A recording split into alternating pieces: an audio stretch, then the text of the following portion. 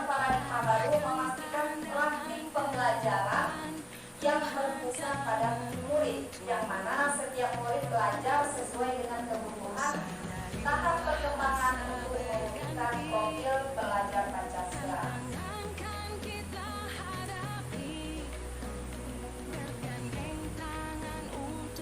Di sini profil Pancasila meliputi beriman dan bertakwa kepada Tuhan kepada Tuhan Yang Maha Esa, kebinekaan global, bergotong royong, kreatif dan mandiri serta bernalar kritis.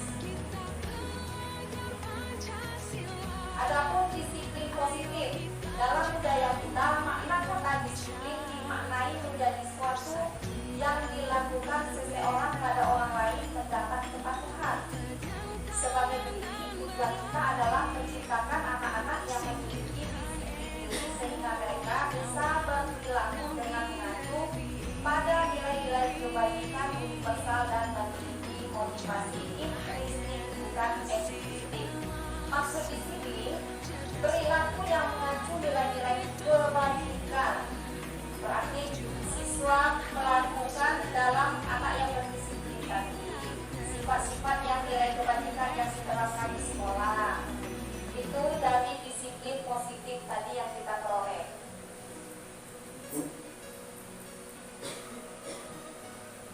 Selanjutnya, disiplin positif merupakan salah satu cara penerapan disiplin yang bertujuan untuk menumbuhkan kesadaran anak untuk melakukan sesuatu tanpa adanya ancaman maupun hukuman.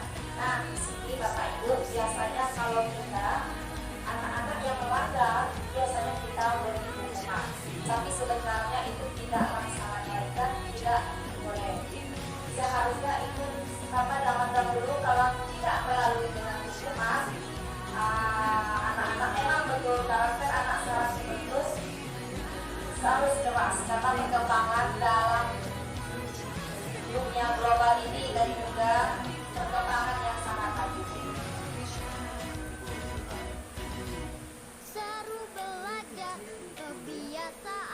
Ada 5 kebutuhan dasar manusia. Yang pertama, bertahan hidup.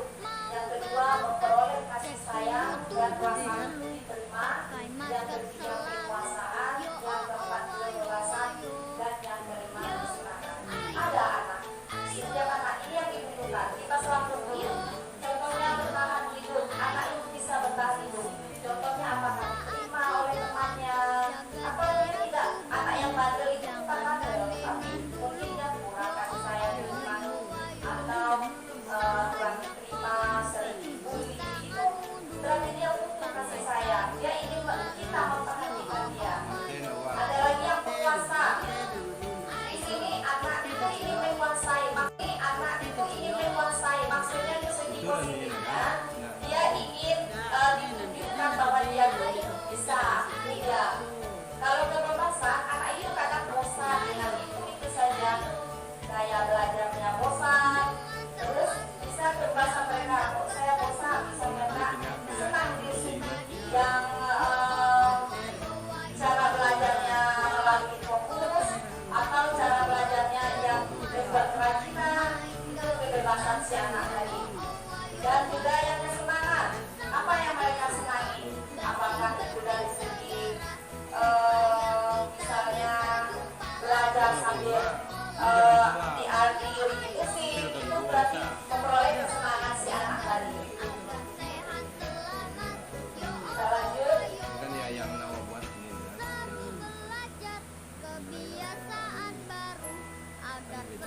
Ada 2 jenis motivasi perilaku manusia. Yang pertama, ini dia, dari intrinsik, berarti dari luar.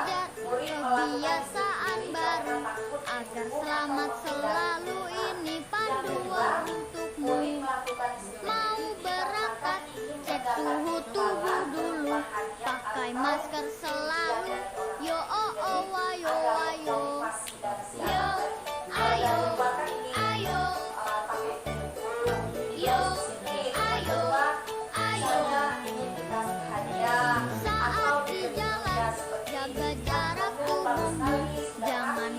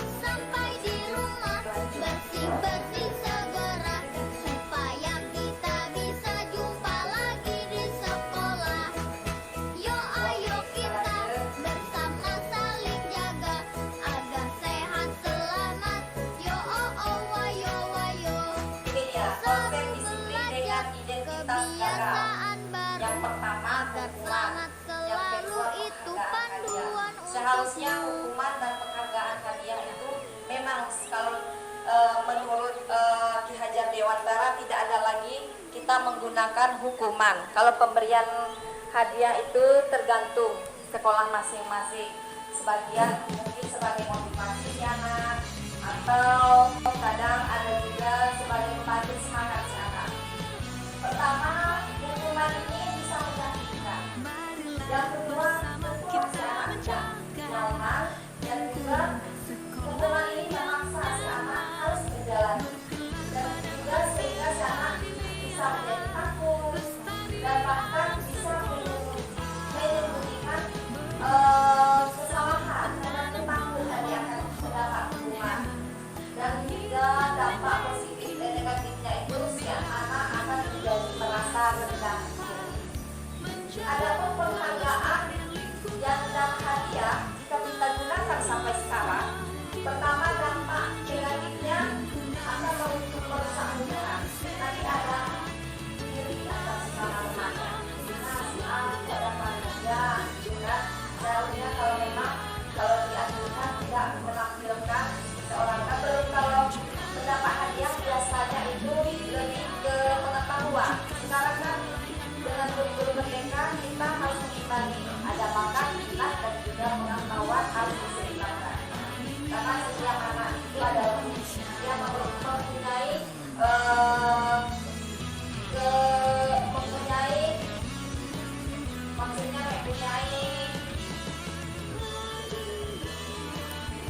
mempunyai keahlian yang berbeda.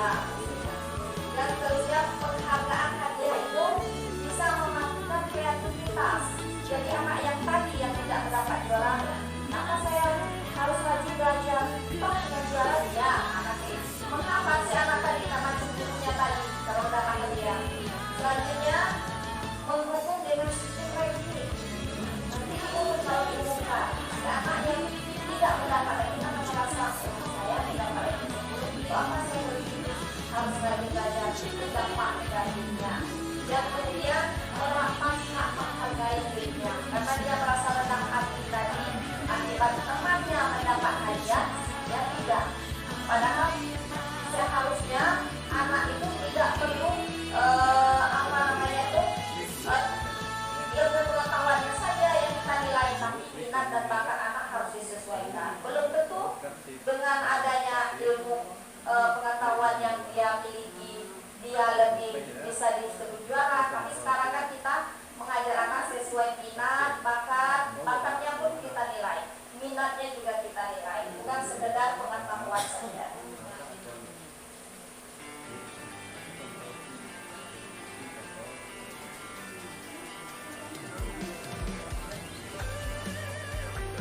Di sini ada konsep disiplin dengan pendekatan restitusi, sebuah cara menanamkan disiplin pada murid.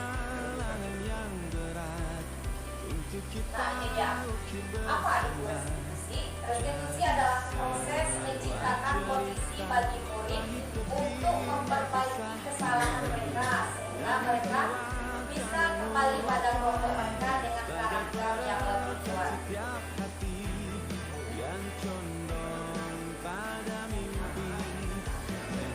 Ciri-ciri dari restitusi adalah menguatkan dan fokus pada solusi.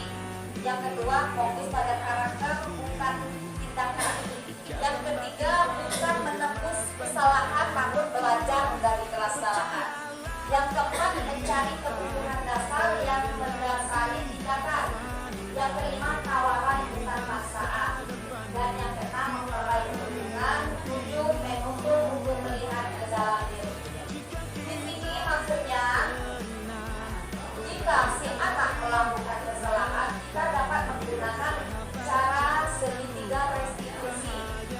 Seperti pertama, mengidentitaskan si anak tadi membuat kesalahan, kita panggil, tidak langsung menggunakan hukuman, tapi kita panggil si anak itu dengan secara lembut. Kita sharing, kita bisa mengatakan kepada anak, kenapa kamu melakukan itu? Ya, semua orang bisa melakukan kesalahan, termasuk ibu juga bisa melakukan kesalahan. Jadi cara pendekatan dari restitusi itu kita mendapatkan si anak itu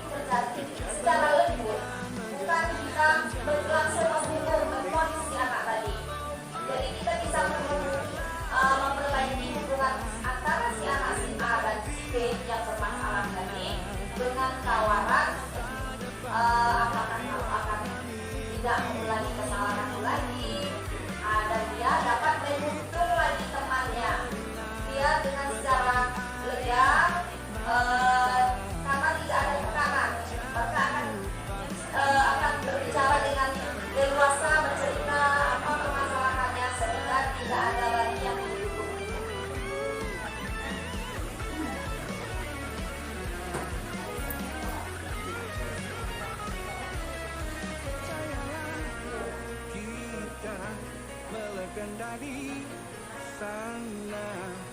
Pilih masa depanmu di warna mimpimu. Nah, di sini sebelum kita melakukan praktek dari segitiga restitusi, kita diharapkan membuat keyakinan kelas. Kenapa keyakinan kelas yang kita buat dulu? Karena berdasarkan keyakinan kelas, kita dapat menyimpulkan dan melaksanakan menyelesaikan permasalahan dengan menggunakan segitiga restitusi. Contohnya, si anak melakukan kesalahan, tapi kita sudah membuat kesepakatan kelas dulu. Kesepakatan kelas itu bisa dan harus dimulai dengan kata-kata yang positif.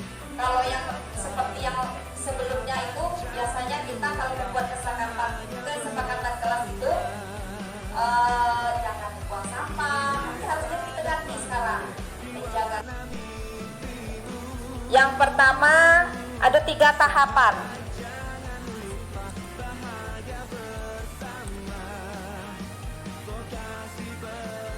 Stabilitaskan identitas. Berarti kita panggil siapa tadi, si A, di sini. Tapi secara lembut, biasanya tidak, sini. Biasanya kita kan otoriter kan sifatnya kan. Ini pakai dulu siapa, sini. Dengan cara lembut.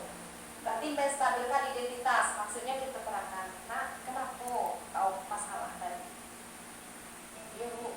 Kan otomatis anak-anak kalau lembut tuh kan agak mau terbuka. Kalau kita kasar tuh dia mulai takut tuh kan. Nah jadi aku tadi, aku masalah. Jadi kita udah bu, saya terlambat. Kenapa? Mungkin dia malam tadi lambat tidur. Jadi leluasa dia cerita dengan pendekatan kita yang secara tadi yang secara lembut tadi. Kita stabilkan dulu identitasnya. Maksudnya identitas kesalahannya. Jadi kita katakan pada anak, oh itu juga pernah terlambat. Semua orang pasti melakukan kesalahan.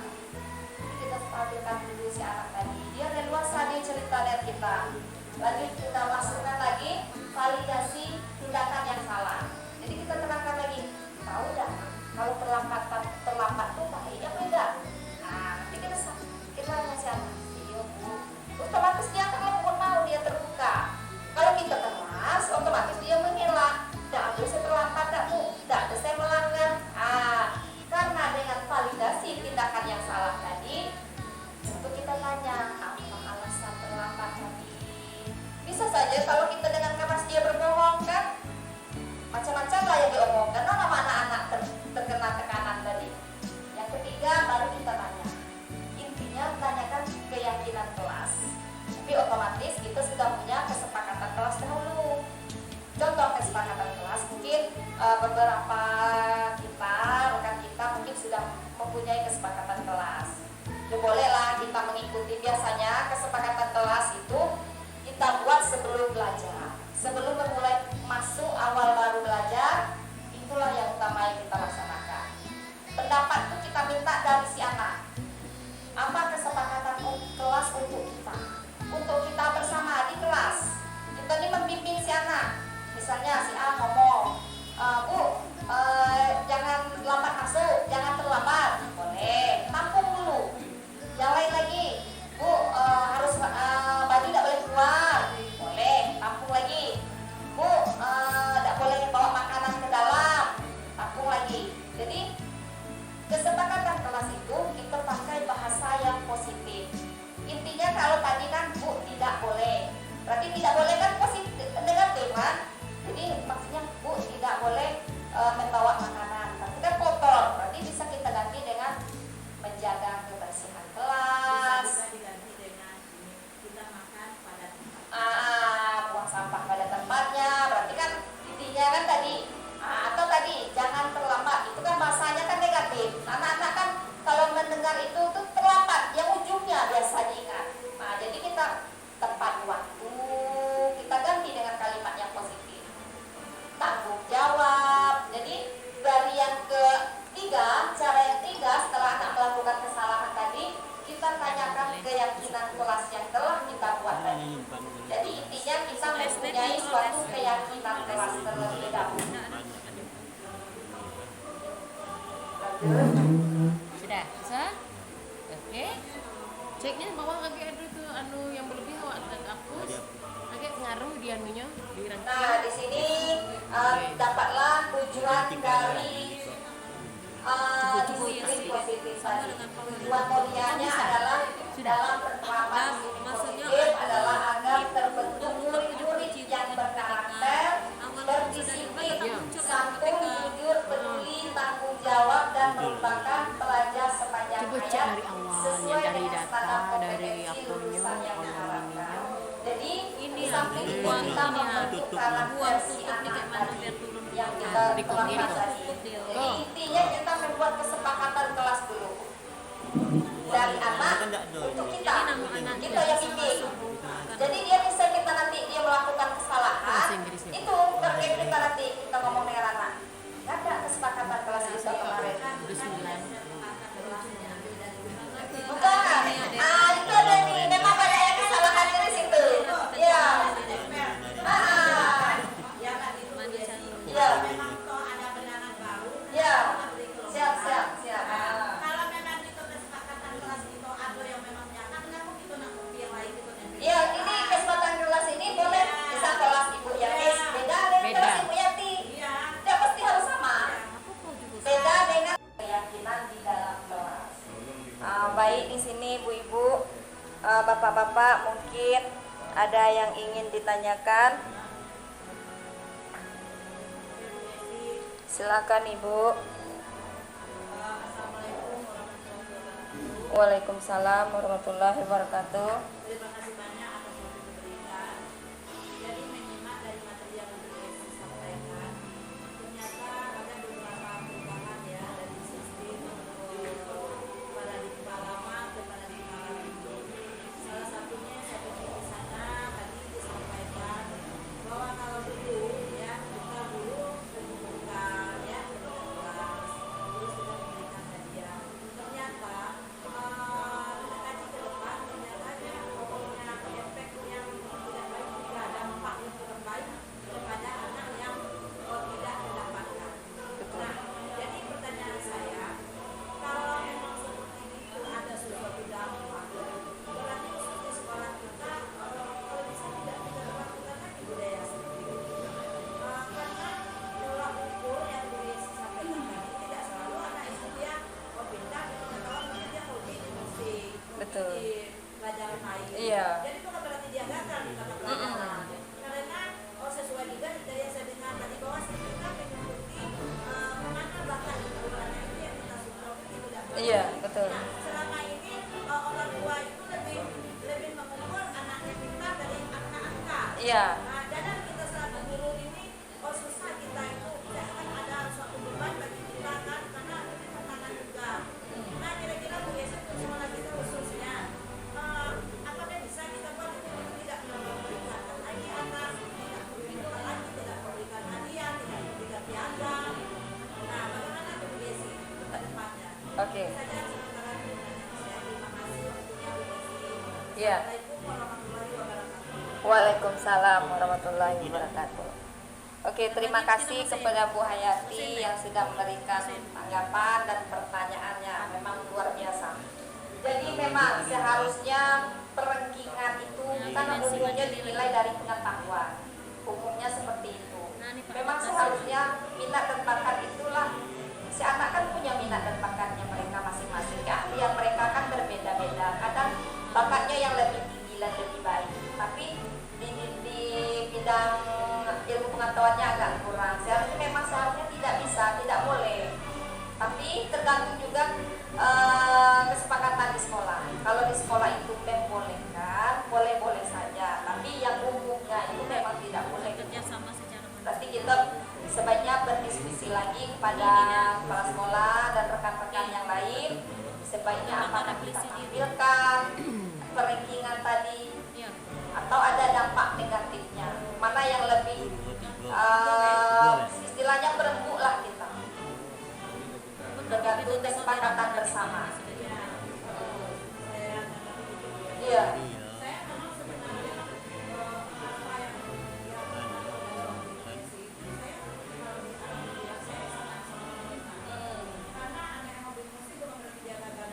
Iya betul.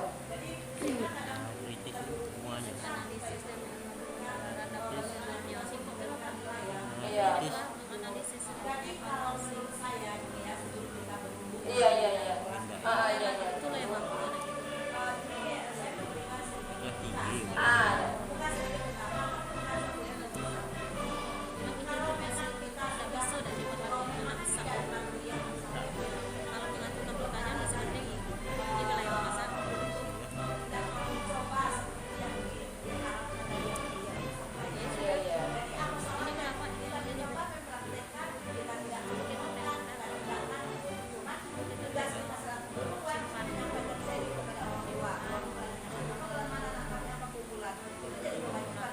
iya, iya.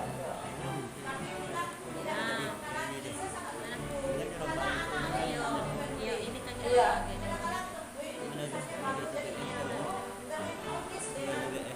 Iya, penilaian dari situ ya. Ah, iya.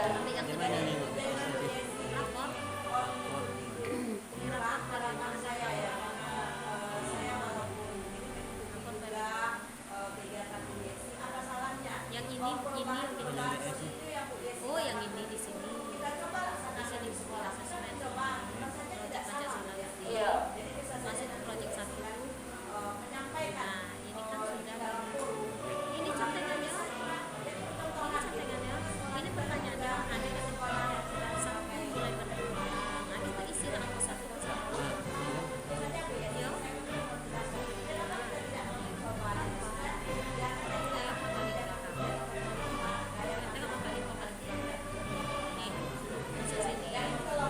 Iya. Asesmen Iya. masuk situ ini pokok simpan dulu kan sudah nih tadi simpan. Nah ini tanda tanyanya Iya, jadi tidak nampak proses isi anak lagi kan. sesuai harapan paling kecil itu 3 lapak atas 3 4 tadi berkembang. Kalau ini sedang berkembang Ah, ya. malah atas Cuman 3 sudah dan paling pangannya. kecil dengan 4 Iya. jalan. Ini anak yang paling baik yang kasih anak yang Iya. ada namanya Maksudnya begitu. Iya. Iya, terima kasih Bu Ayasi. ini tadi kalau kita Ada lagi? tadi kan kita sudah Selesai. ini tadi Oh, boleh, silakan. Assalamualaikum warahmatullahi wabarakatuh. Waalaikumsalam warahmatullahi wabarakatuh. Dari penyampaian ya sih tadi selalu gerak. Mungkin memang sudah banyak dibahas di media dengan paradigma yang lama. Nah, memang kalau kita pilihan kita pelajari kita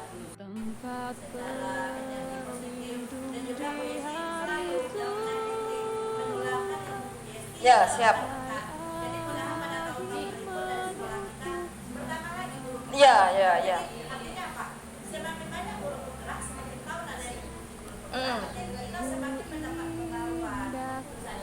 Iya.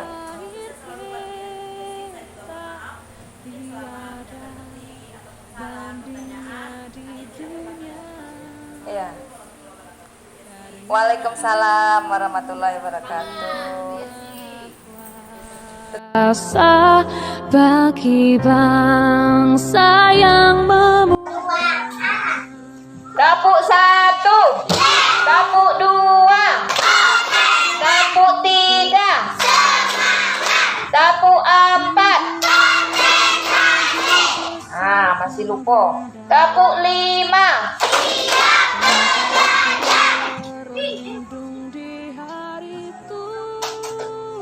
Dapuk semangat.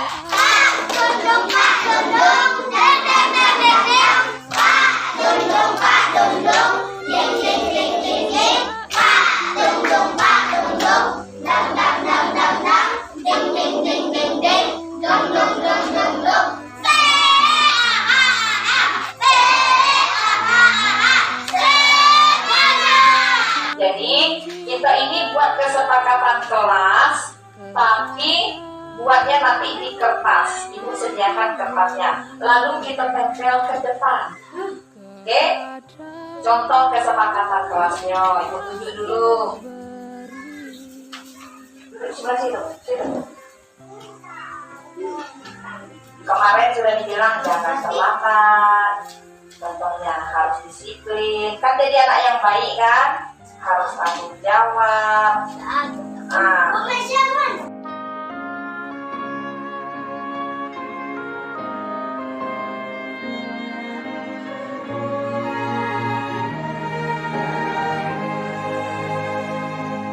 Berkibarlah bendera negeriku, berkibarlah engkau di dadaku, tunjukkanlah kepada dunia semangatmu yang panas membara.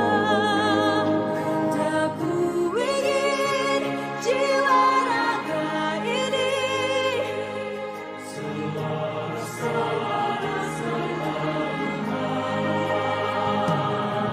aku ingin jemariku ini menuliskan karismamu.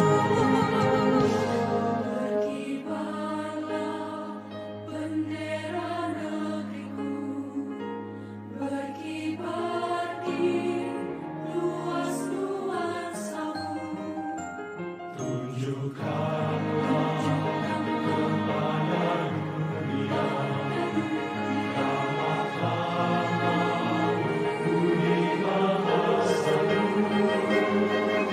Aku ingin kepatangan ini menunaikan kewajiban untuk bangsa yang mengemban cita hidup dalam kesatuan.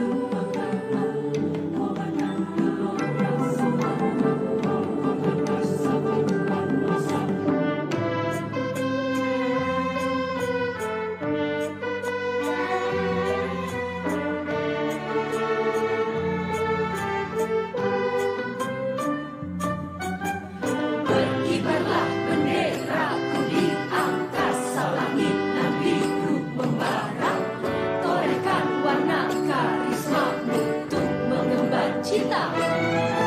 Aku ingin kepatangan ini menunaikan kewajiban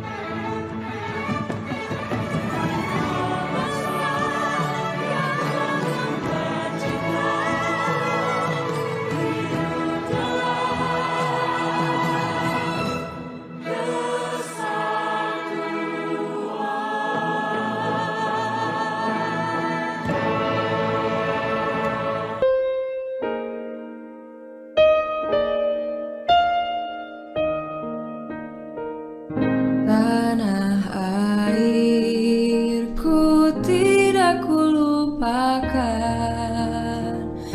kan terkenang selama hidupku.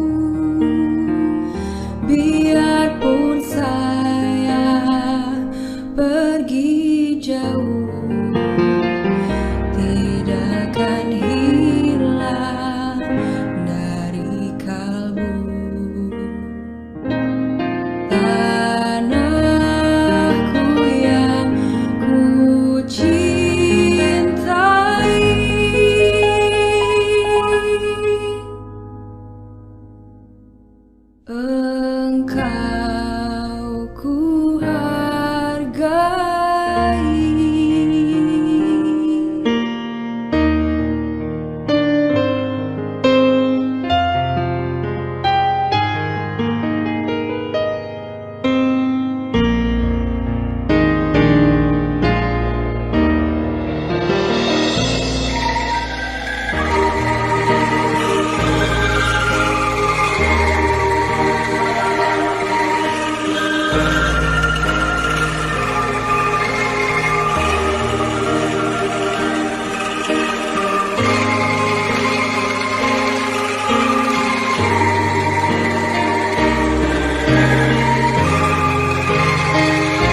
Gimana perasaannya? Happy. Happy. Apalagi? Udah itu aja. Oke. Gimana perasaannya membuat kesepakatan kelas? Happy. Happy juga. Bagaimana perasaannya? Happy. Happy. Iya. Bagaimana perasaannya? Happy. Bagaimana perasaannya? Happy. Tidak ada yang lain? Yang lain lah. Raffi, gimana perasaannya? Happy. Selain happy apa aja? Senang. Senang apa lagi? Bahagia. Bahagia. Bisa dipatuhi? Bisa. Oke. Ini perasaannya happy juga. Gibran? Suka. Kalau Abdul? Senang. Oke, Arsi? Senang. Papasya? Happy. Ananda? Senang. Saren? Happy. Apalagi selain happy, Saren? Senang. Oke. Gendis? Senang. Apa lagi? Bahagia. Salsabila? Bahagia. Oke, sudah. Kita berarti semuanya senang. Kerinduan untuk Indonesia tempatku berpulang. Sejarah mengakar sejak saya lahir. Semangat yang tak akan lekang hingga akhir. Indonesia hidup bernafas dalam geram tubuhku. Meski ke tanah seberang menghabisi waktu,